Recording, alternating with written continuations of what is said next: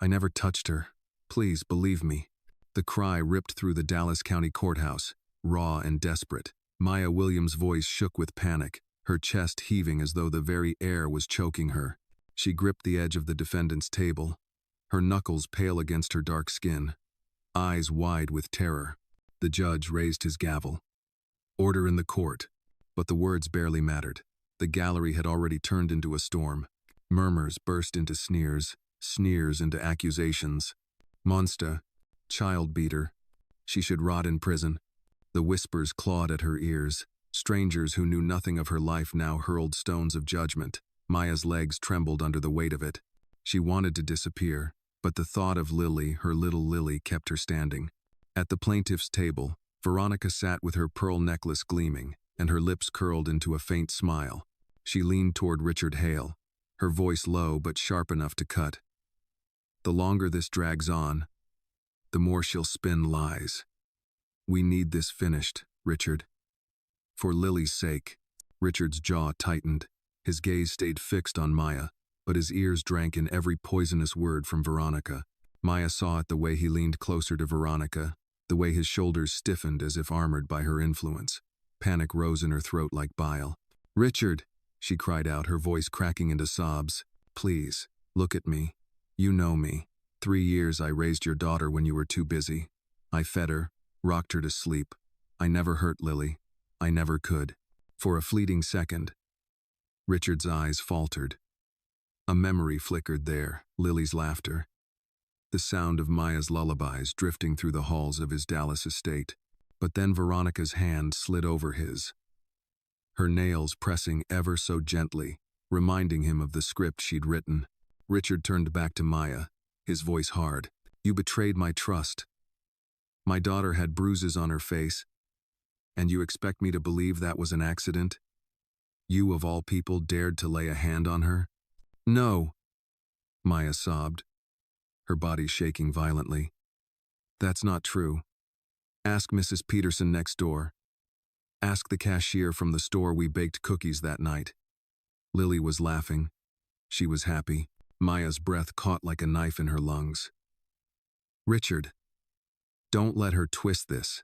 You know me. You've seen me with Lily for years. You know I could never." Her voice broke, dissolving into sobs. "Please, I beg you, believe me." "Enough," the prosecutor snapped, seizing the moment. "Your Honor, this display is nothing more than manipulation. We have photographs. We have testimony. The child's own father affirms the truth of this abuse. The evidence speaks louder than these theatrics." Maya shook her head violently, tears streaking down her face. "They're lies. The bruises are lies. I have receipts. I was at the store. I made dinner. Lily laughed all night. Ask the neighbors. Ask her teacher." The prosecutor stood, feeding the momentum Veronica craved. "Your Honor, these emotional outbursts are nothing but a smokescreen. The photographs don't lie. The child doesn't lie. This case is straightforward. The defense has no real evidence." "Daddy," Lily whispered, so faint that only the closest could hear. Richard bent his head. "It's okay, sweetheart," he murmured. Veronica's hand tightened on his. Veronica's smile deepened. She had orchestrated every detail, the makeup-painted bruise, the whispered threats to Lily, the carefully planted doubts. Now all she needed was silence, a swift conviction, a guilty verdict that would erase Maya from their lives forever. Maya looked back toward Lily, who still clutched her bunny tightly. The little girl's shoulders shook, and for a moment Maya hoped she saw defiance in those small hands. But then Veronica leaned down, whispering something into Lily's ear, and the child stilled. Her lawyer, Laura Bennett, touched her arm. "Maya, please, sit. We'll get to the evidence when it's our turn." Maya's voice cracked. "Evidence doesn't matter when no one's listening." From the gallery, the murmur of insults continued. "Disgusting. Throw her in prison. How could she put her hands on a child?" Each word was another lash. She bowed her head, sobbing openly now. The tears burned, not just with sorrow but with shame. She had never felt so small, so invisible, and yet so exposed. She raised her head once more, forcing her swollen eyes toward Richard.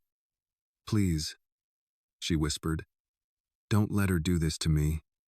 To Lily. I swear on everything I am. I never hurt your daughter. But Richard did not answer. Veronica's hand still rested on his arm, a silent chain tethering him to her will. He kept his gaze fixed on the polished wood of the table, refusing to meet Maya's eyes. The judge called a recess. The gavel's echo filled the chamber, final and cold. The bailiff gestured for Maya to sit back. She lowered herself onto the hard bench, her chest heaving, tears still spilling unchecked. Around her, people shifted and whispered. No one offered her a hand. No one spoke a word of comfort. To them, she was already condemned. Laura leaned closer, voice soft but firm. We'll fight. Don't lose yourself now. Maya pressed her palms together as if in prayer, her voice barely audible. If they believe her, I'll lose Lily forever. And then what's left of me? The recess ticked on. Richard stood, adjusting his cufflinks. Veronica glided beside him, graceful, victorious. She didn't even glance back at Maya as they left the courtroom. Maya sat alone, shaking, her whisper carrying only to herself. God, don't let them take her from me, not like this. No.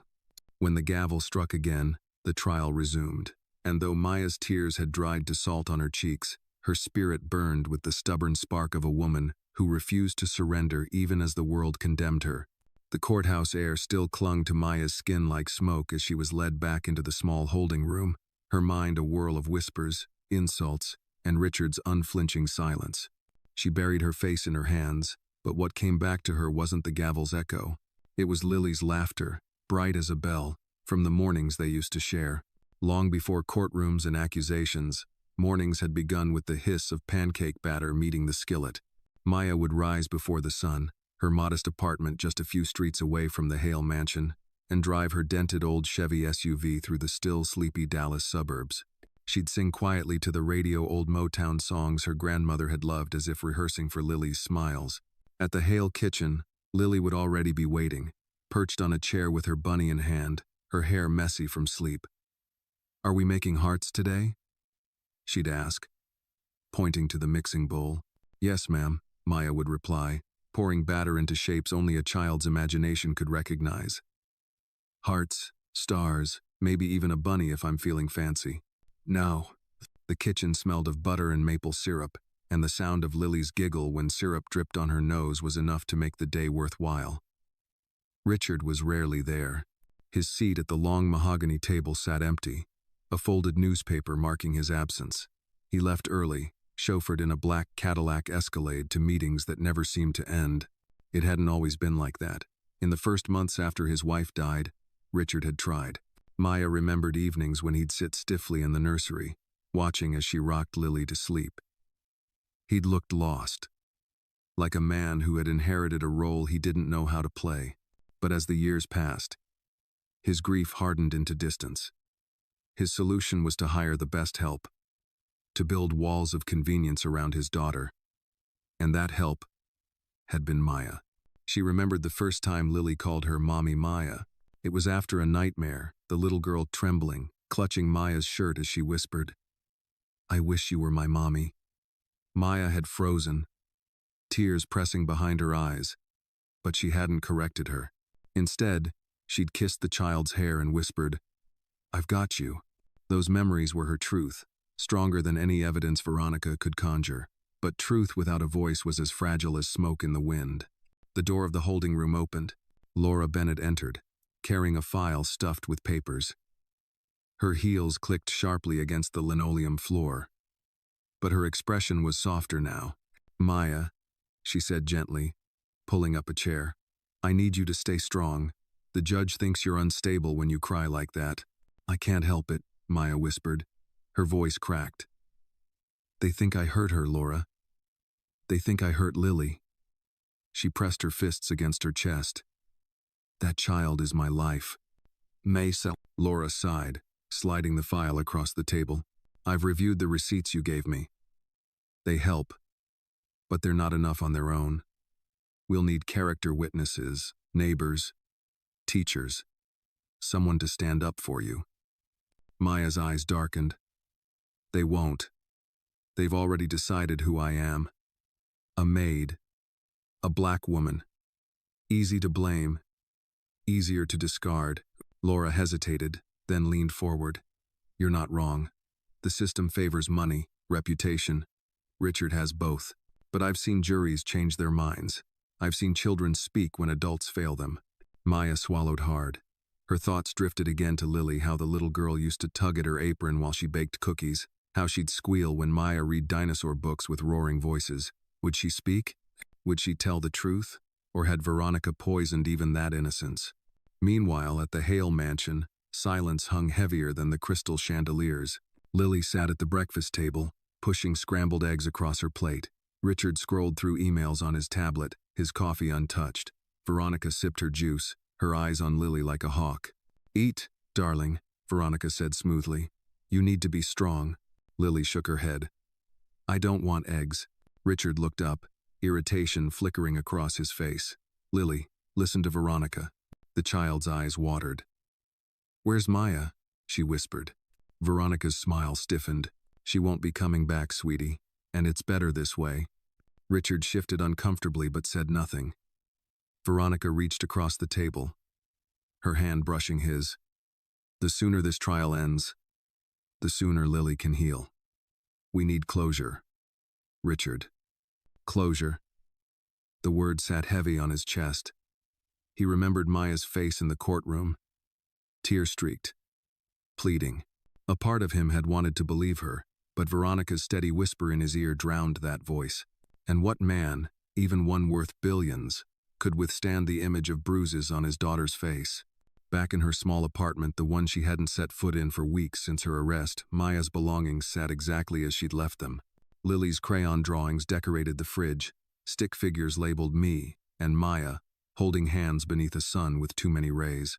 A stack of children's books lay on the coffee table, their corners worn from nightly readings. And on the couch, a blanket still held the faint scent of strawberry shampoo Lily's scent. Maya thought of that home as she sat in the holding cell, her tears drying to salt. She whispered to herself, almost a vow, I will not let her grow up thinking I left her. I will not let that woman take her from me. Laura gathered her papers. We'll regroup tomorrow. Try to rest. Rest. The word felt foreign. Maya leaned back against the cold cinder-block wall and closed her eyes. She let herself remember Lily's laughter, the warmth of small arms around her neck, the whispered words that had once made her whole. I wish you were my mommy. For the first time since the trial began, a flicker of resolve cut through her despair. The world might call her a criminal. The whispers might brand her a monster. But Maya knew who she was, and she knew whose little heart still beat in rhythm with her own. If you feel Maya's pain, hit like and comment where you're watching from. Who knows? Someone nearby might be watching this story with you too. The next morning, the Dallas sun rose hard and hot, flooding the Hale estate with a light that seemed too sharp for the heaviness inside its walls. The mansion was a world of stone columns, manicured lawns, and endless glass windows that reflected the city's wealth. Yet despite its grandeur, it felt hollow, like a theater set where everyone played their parts and no one believed the script. Richard Hale sat in his office at the far end of the house, a room lined with leather-bound books he never read, and awards from ventures he barely remembered winning. His laptop glowed with the morning's market reports, stock prices shifting in real time, a world where numbers spoke more clearly than people ever could. But his mind wasn't on the screen. It was on the words that had erupted in the courtroom the day before Maya's screams, her tears, her desperate pleas. He pinched the bridge of his nose, his coffee cooling untouched beside him. He hadn't slept. Every time he closed his eyes, he saw the bruises on Lily's cheek. He told himself the photographs didn't lie. But then he heard Maya's voice. Richard, please, look at me, please. A knock sounded at the office door. Come in, Richard called. Veronica stepped inside, her heels clicking softly against the oak floor. She was dressed perfectly, as always. A cream blouse tucked neatly into a pencil skirt, pearls resting at her collarbone. She carried herself with the ease of a woman who knew her place in the spotlight. You didn't come to breakfast, she said gently, setting a glass of orange juice on his desk. Lily barely touched hers without you there. Richard leaned back, avoiding her eyes. She'll get used to it. Veronica tilted her head, studying him. "You're troubled." "I just keep hearing her voice," Richard admitted. He hated the tremor in his tone, hated how much space Maya occupied in his thoughts. "She swore she didn't hurt Lily. I've known her 3 years, Veronica. 3 years." Veronica's expression softened in a way that felt rehearsed. She touched his arm, her nails immaculate. "She's manipulative, Richard.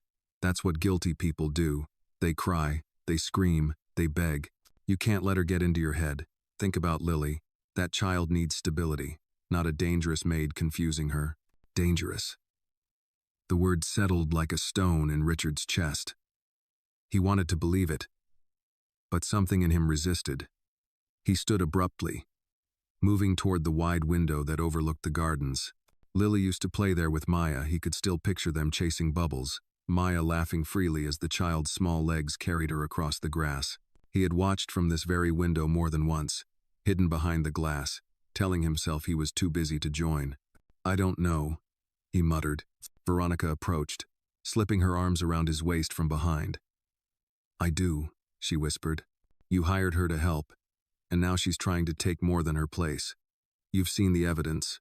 She betrayed you, Richard, and she betrayed Lily." Her words coiled in his ears like smoke, suffocating the doubts before they could breathe. He exhaled slowly, nodding though the pit in his stomach deepened. Across the house, Lily sat on the floor of her room. Bunny clutched tight, her eyes fixed on the doorway. The room was filled with toys, dolls lined neatly on shelves. A dollhouse, as tall as she was. But she played with none of them. Her small fingers twisted the bunny's ears until the stitching strained. "Daddy?" she called softly. Richard appeared a moment later, his tie knotted, his expression weary. He crouched down to her level. "Yes, sweetheart? Is Maya coming back?" Richard's heart clenched. He swallowed, forcing the lie. "No, baby. Maya can't be here right now." Lily's lip trembled. "But she didn't hurt me." Richard froze. His eyes darted toward the hallway, half expecting Veronica to appear. He lowered his voice. "What do you mean?" "She never hurt me," Lily whispered fiercely. "Maya makes pancakes with hearts. Maya reads to me at night. She loves me." Her small chest heaved. "I don't want her to go." Richard stared at her, the world narrowing to the fragile child clutching her bunny. For one fleeting second, doubt roared through him. But then Veronica's voice echoed from downstairs. "Richard, we're going to be late." He stood quickly, patting Lily's head. "We'll talk later. Get your shoes on." Her eyes filled with tears. "Daddy, please." But he was already gone, leaving her in the silence of a room too full of toys and too empty of love. Back in the holding cell downtown, Maya sat on the narrow cot, staring at the ceiling. The echoes of the courtroom still haunted her, but more than that, it was Lily's face. The way the little girl couldn't meet her eyes, the way her shoulders hunched as if she carried the weight of secrets too heavy for a child. She pressed her palms together. "God," she whispered, "don't let her believe I left her. Don't let her think I gave up." Her grandmother's voice rose in her memory. "The truth is stubborn, child. It finds a way, even when men try to bury it." Maya clung to those words like a lifeline. She had been Lily's second mother in every way but blood. And no courtroom, no billionaire, no polished woman in pearls could erase that bond. Laura appeared at the bars, carrying a folder. "We need to prepare," she said briskly, but her eyes softened when they met Maya's. "I'm going to fight for you, Maya, but you have to hold on." "I'll hold on," Maya whispered. She straightened her shoulders, though her eyes still burned. For Lily, the Hale mansion was alive that evening with the kind of order only money could buy. The staff moved quietly, setting out wine glasses and arranging the dining table under Veronica's instructions. The smell of rosemary chicken filled the air, but for Lily, seated at the far end of the table with her bunny in her lap, it might as well have been ashes. Veronica swept into the dining room in a sleek navy dress, her hair perfectly arranged, her smile polished for display. She kissed Richard lightly on the cheek before taking her seat beside him. "Everything looks perfect," she said, her tone smooth, commanding. She cast a glance toward Lily. "Eat, darling. You'll need your strength tomorrow." Lily poked at her plate with a fork, appetite gone. Her eyes wandered toward the empty space where Maya should have been, hovering in the kitchen, sneaking her extra bread rolls or whispering encouragement. The absence was a wound she couldn't name. Richard poured himself a glass of wine. His tie loosened from a long day. He was weary, but Veronica's presence pressed on him like perfume, thick, distracting, intoxicating. "You've handled everything," he said quietly, admiring the way she carried herself. "I don't know how I'd manage without you." Veronica's eyes glinted with satisfaction. "That's because you don't need chaos anymore. Maya brought chaos. You need order, Richard. Stability." She let her words sink in, her hand sliding across the table to rest lightly on his. "And Lily needs a mother who won't confuse her with false promises." Richard stiffened slightly, but he didn't pull his hand away. Maya was good with Lily. For a time. For a time, Veronica repeated softly, her smile never faltering. "But good intentions don't erase bruises, do they?" Lily looked up then, her small voice cutting through the adult conversation. "Maya didn't do it." The table fell silent. Richard's glass paused halfway to his lips. Veronica's smile stiffened, then recovered. She leaned toward the child with the patience of a practiced actress. "Sweetheart, sometimes love makes us blind. We can care for someone, but still, they can hurt us. It's better if you don't think about her anymore." Lily's eyes filled with tears. "She made heart pancakes. She read me dinosaur stories. She loves me." Richard shifted uncomfortably, his face betraying conflict. Veronica, however, reached across the table and patted Lily's hand with a firmness that silenced the child. "Eat your chicken, Lily." The little girl lowered her head, stabbing her fork into the food without eating a bite. The bunny in her lap grew damp from the tears falling onto its fur. After dinner, Veronica lingered in the study while Richard poured himself a second glass of bourbon. The fire crackled, throwing golden light across the shelves. She watched him with careful calculation. "You doubt her," Veronica said suddenly. Richard blinked, caught off guard. "What? You doubt Maya?" "I saw it at the table. You're letting her tears in that courtroom get to you." Richard rubbed his temple. "She swore to me, Veronica." She begged. "It's hard to forget that." "That's her strategy," Veronica said smoothly, stepping closer. Her perfume carried hints of jasmine, wrapping around him. "Don't forget she had every opportunity to hurt Lily when you weren't around. She could pretend to be the perfect caretaker in front of you, and still harm her in private. Abusers often seem trustworthy." Richard stared into his glass, her words dripping like poison into his ears. I can't ignore 3 years of loyalty." Veronica tilted his chin toward her with a manicured hand. 3 years doesn't erase one bruise. If you hesitate, you risk your daughter's safety. Is that a gamble you're willing to take?" The weight of fatherhood pressed on Richard's chest. He had already lost his wife. He could not bear to lose Lily too. Slowly, he nodded, though his heart whispered something else. Meanwhile, across town, Maya sat on the cot in her holding cell. Her eyes were swollen from crying, but her hands gripped the edge of the thin blanket with new determination. She replayed Lily's voice in her head. Maya didn't do it. It had been faint, but she knew her little girl's courage. Lily still believed in her. That was enough to keep her breathing. She closed her eyes and whispered into the silence. "I'll come back for you, baby. No matter what it takes." The courtroom was crowded again the next day, the hum of voices filling the air like restless bees. Reporters lined the back rows, notebooks ready, cameras waiting for the next headline to drip from the lips of a billionaire or a fallen maid. Maya sat at the defense table, her hands clasped so tightly in her lap her knuckles had turned white. The fluorescent lights above washed her skin in a harsh glow, amplifying every tear track on her face. The prosecutor began with a flourish. "Your Honor, today we will present photographic evidence of the child's injury, which clearly demonstrates the violence inflicted by the defendant, Miss Maya William." He snapped his fingers, and a large screen lit up. Gasps rippled through the gallery. The image showed Lily's cheek with a dark purple bruise, spread like spilled ink across pale skin. The little girl's big blue eyes in the photo made her look even more fragile. her lips turned down as though the world had hurt her beyond repair. Maya's breath caught in her throat. She shook her head slowly, tears welling. No, that's not real. That's not from me. Her voice cracked as she whispered, God. No. The prosecutor circled like a vulture. Miss William, will you deny you were alone with the child that evening? I was with her, Maya admitted, voice trembling. But I didn't hurt her. I made dinner. I read to her. She laughed. She was happy. The prosecutor pounced. And yet, here she is, injured under your watch. Laura Bennett, her defense attorney, rose. Your Honor, we will contest the authenticity of this photo at the appropriate time.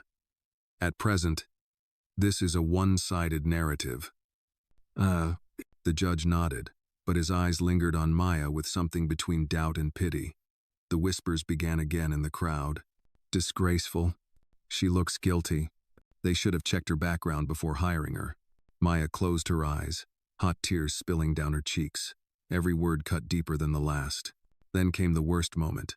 The bailiff opened a side door, and Lily entered, holding her bunny. She looked so small in the cavernous courtroom, her dress hanging off her shoulders, her face pale. Veronica guided her gently to the stand, her hand possessive on the child's back. The jurors softened instantly. Who could resist the sight of such innocence?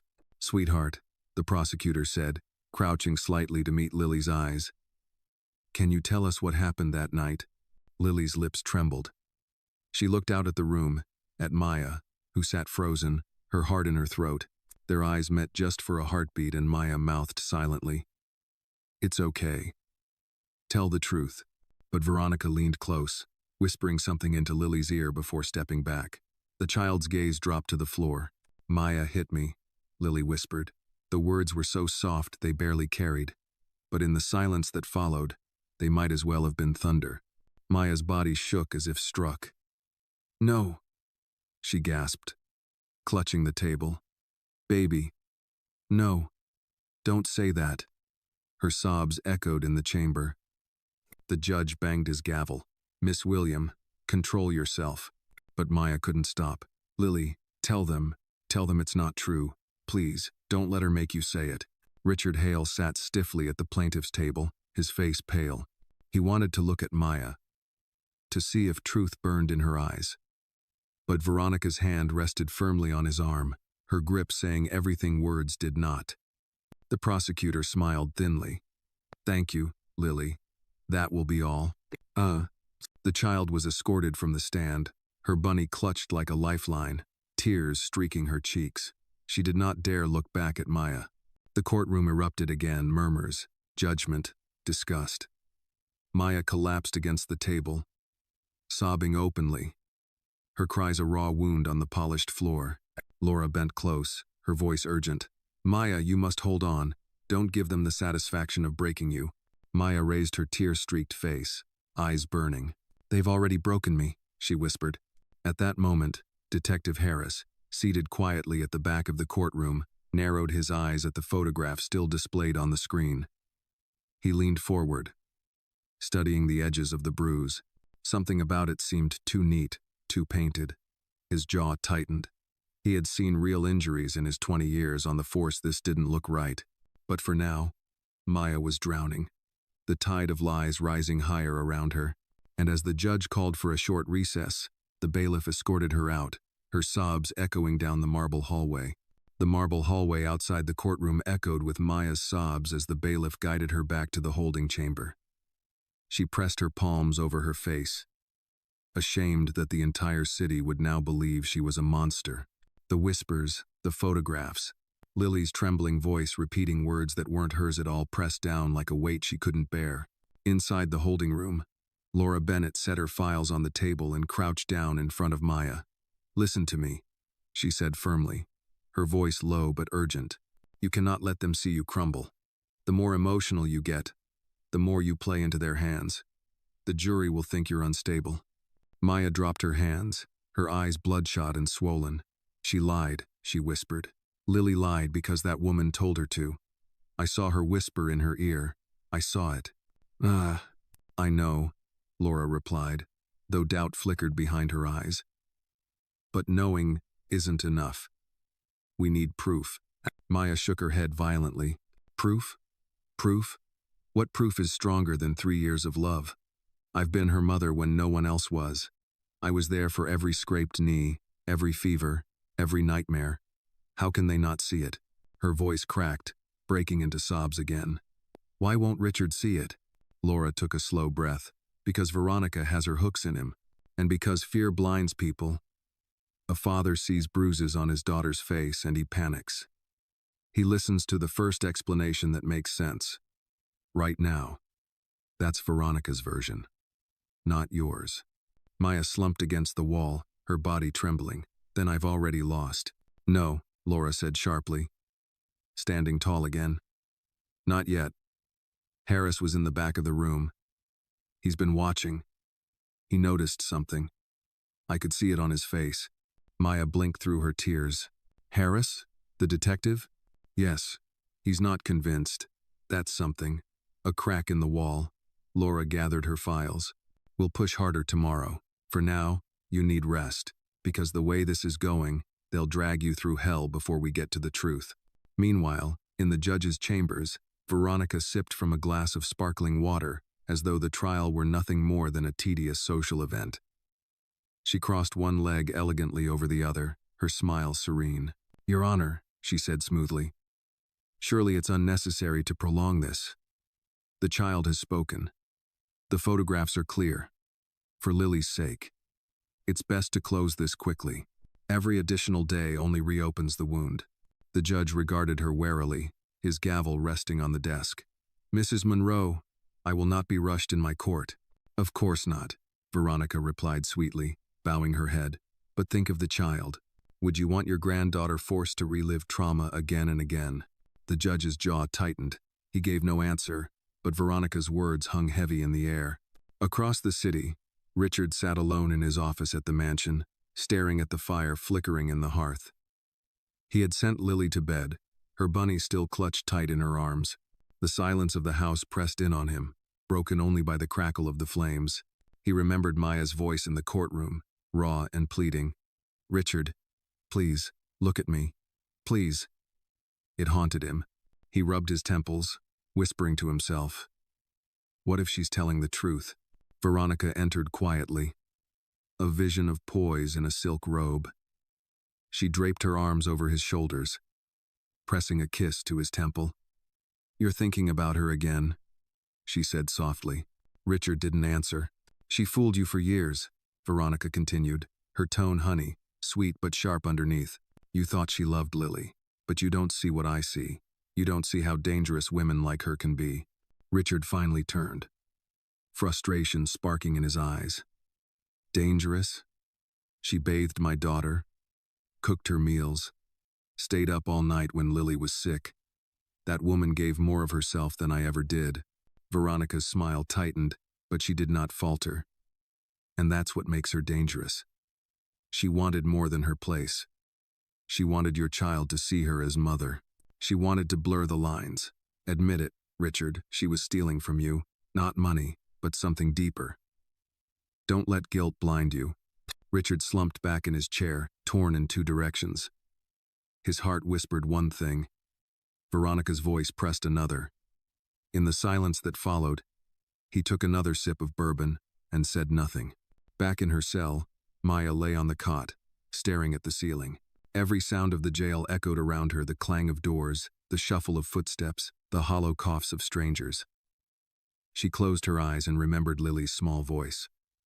Maya didn't do it.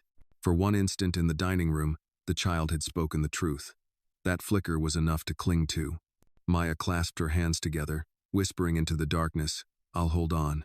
For you, baby, I'll hold on. And somewhere in the city, Detective Harris sat at his desk, the photograph spread before him under the sterile light of his lamp. He zoomed in on the image, noting the uniform coloration, the odd blending at the edges. He muttered to himself, that's not natural. His gut told him the bruise was painted, not earned.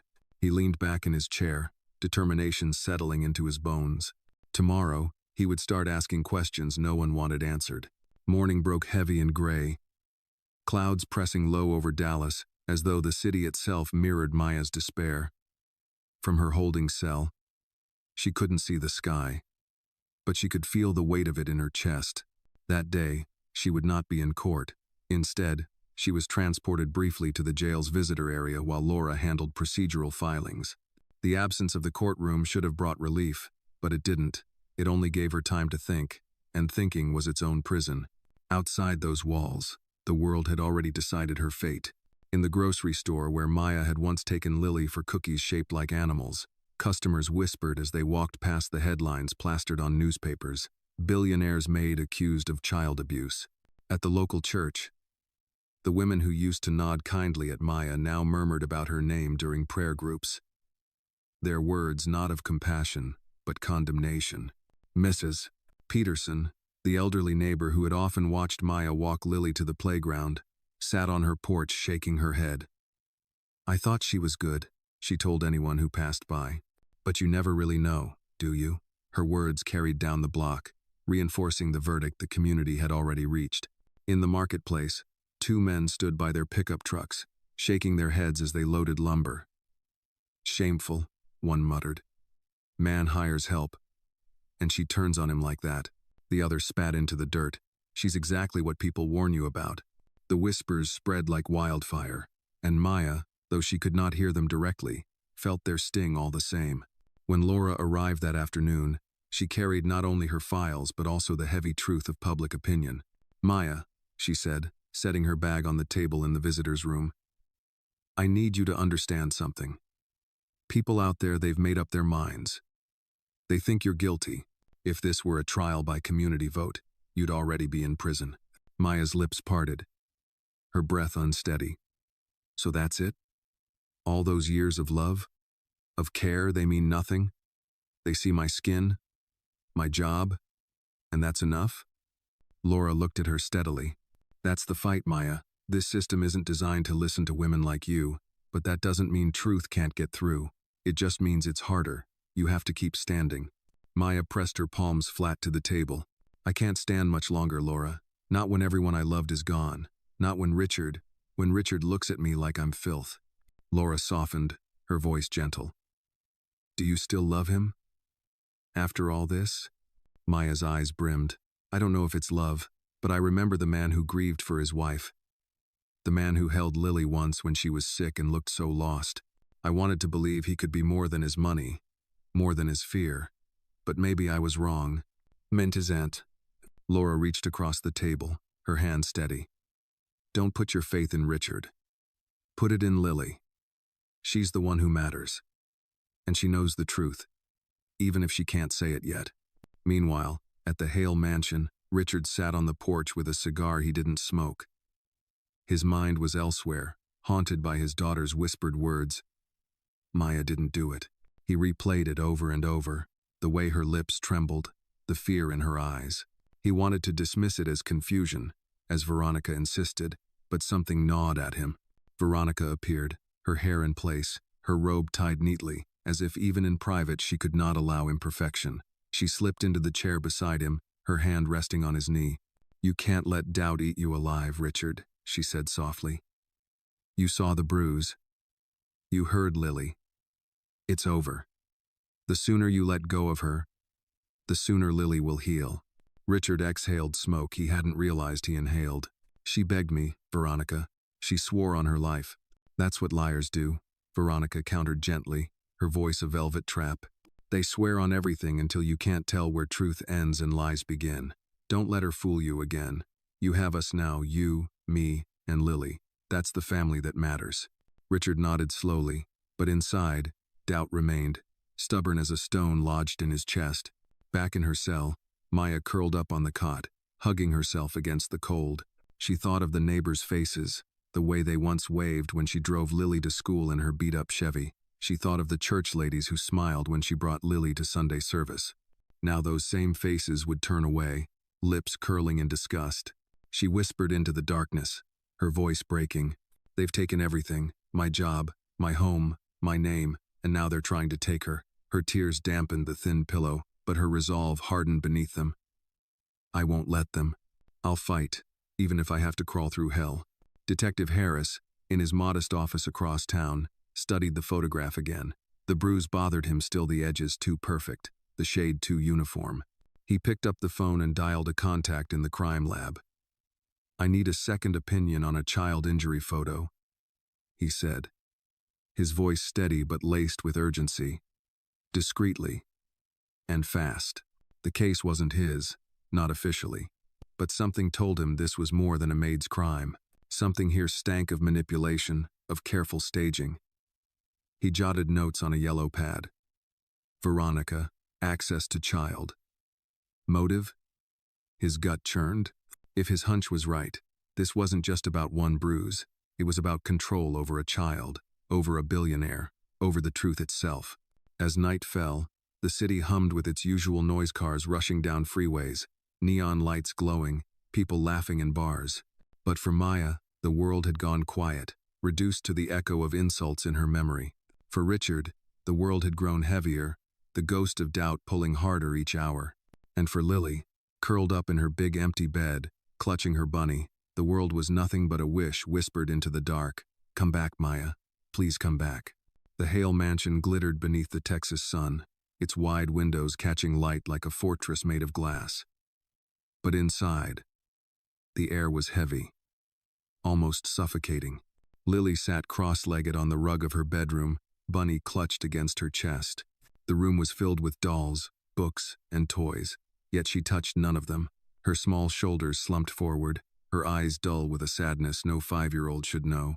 Veronica swept into the doorway without knocking, her perfume preceding her like a warning. "Lily, sweetheart," she cooed, though her tone was sharp beneath the sugar. "Come downstairs.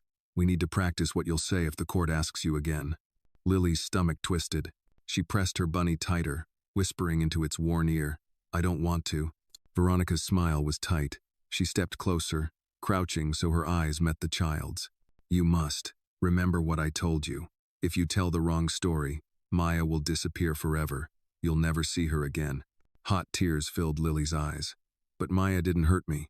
Veronica's hand brushed a strand of hair from Lily's face, but her fingers lingered with a pressure that made the little girl shiver. "You think she didn't hurt you? But children don't always understand. You fell asleep crying, didn't you? You had bruises, didn't you? That means she hurt you. All you have to do is repeat that. Do you understand?" Lily bit her lip, her tiny voice breaking. "If I lie, Maya will go away." Veronica leaned closer, her eyes sharp as glass. "If you don't lie, she'll go away forever. There's no choice here, Lily. You need to protect yourself.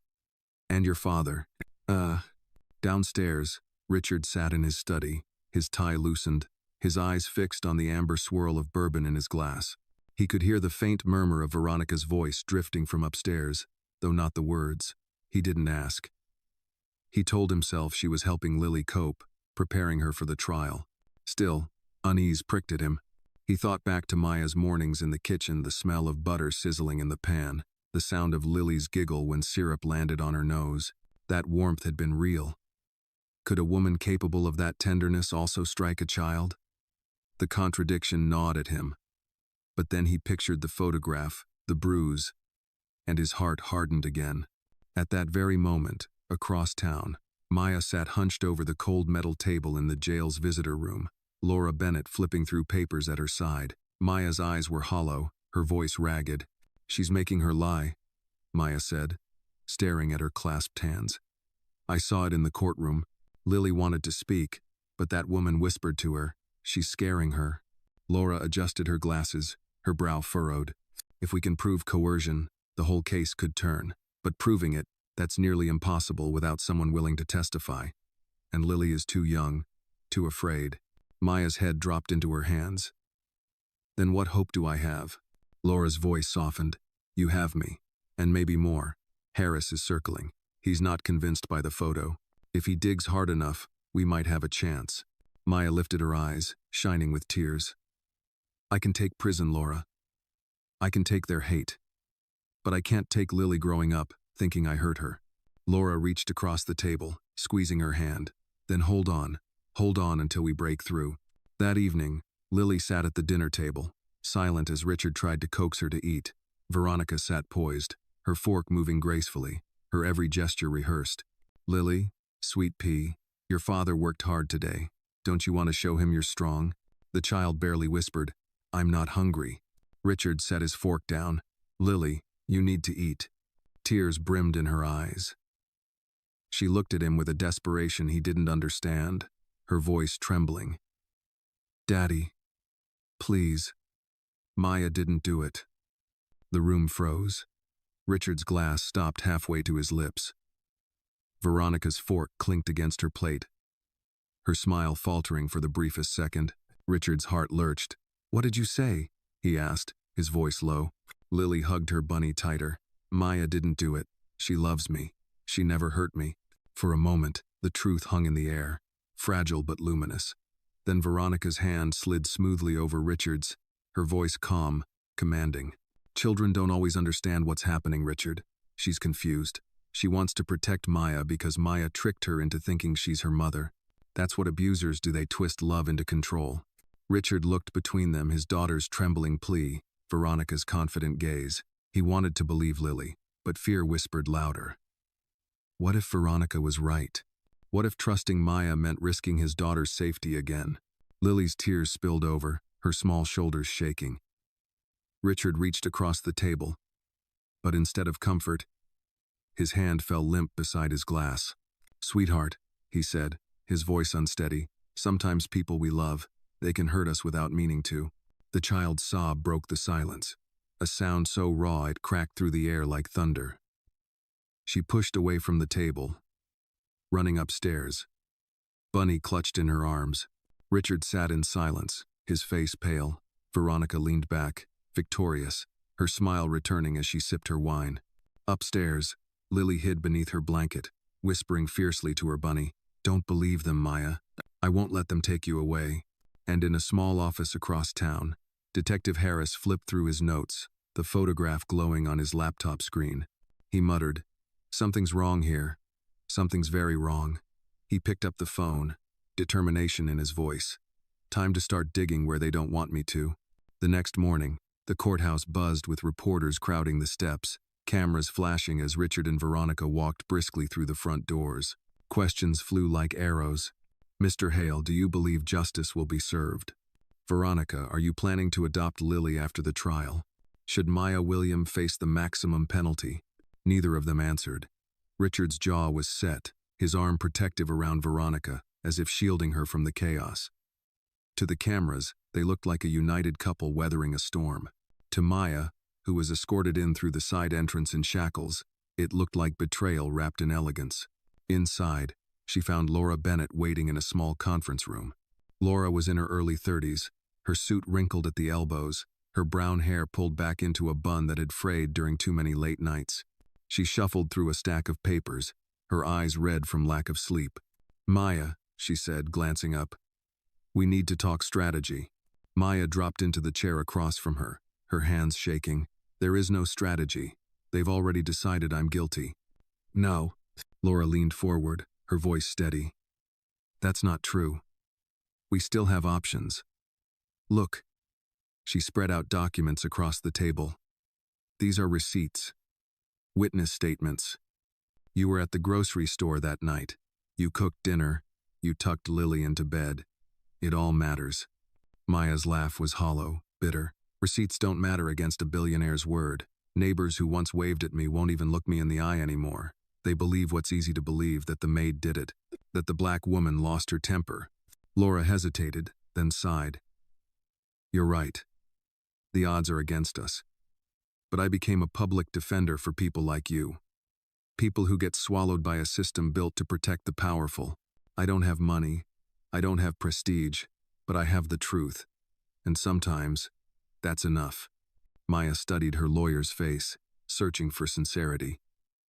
"You really believe that?" "I have to," Laura answered simply. "Otherwise I couldn't do this job." "Oh." For a moment, silence filled the room. Maya's chest ached with a strange mix of despair and gratitude. She had no family to fight for her, no community left on her side, but here was this tired, underpaid attorney refusing to walk away. Later, In the courtroom, Laura rose to cross-examine a witness.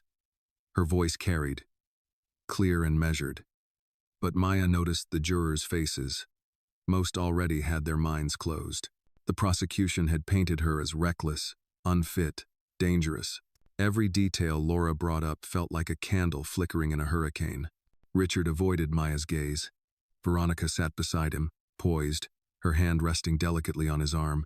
The contrast was brutal. Maya, in her beige prison dress, wrists bruised from restraints, against Veronica's pearls and confidence. During a recess, Laura pulled Maya aside. "We're not winning them over yet," she admitted quietly. "But Harris, he's digging. He told me he's seen injuries before, and Lily's bruise doesn't add up." Maya's eyes widened. "He believes me?" Laura lowered her voice. "He suspects something. That's more than we had yesterday. It's a start." Maya pressed her lips together, tears burning her eyes. "It shouldn't take a detective's hunch to see the truth. I raised that child. I loved her. I would die before I touched her." "I know," Laura said firmly, "and we're going to prove it." Zil. That evening, after court adjourned, Richard sat in his limousine staring out at the Dallas skyline. The glittering towers reflected wealth, power, success, everything he had built. But the silence inside the car was suffocating. Veronica scrolled her phone beside him, unfazed, her smile faint as though victory was already sealed. His mind drifted to Maya's words in the courtroom. "I was there for every scraped knee, every fever, every nightmare." He remembered nights when Lily had been sick, Maya staying by her side until dawn while he attended meetings in New York. He remembered coming home once to find them both asleep in the rocking chair, Lily curled against Maya's chest. That image had haunted him for years, though he never admitted it. "Richard," Veronica's voice cut through his thoughts. "Don't second-guess yourself. She's guilty.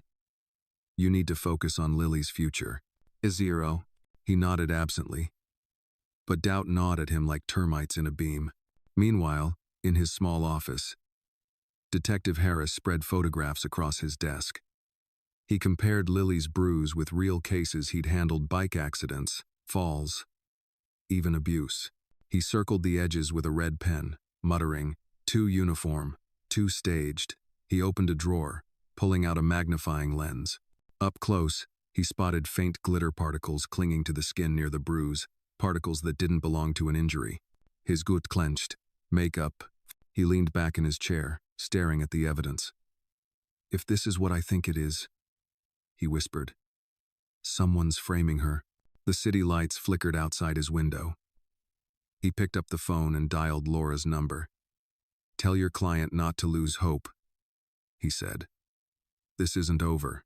Back in her cell, Maya lay awake staring at the ceiling, her body aching with exhaustion but her mind alive with one thought.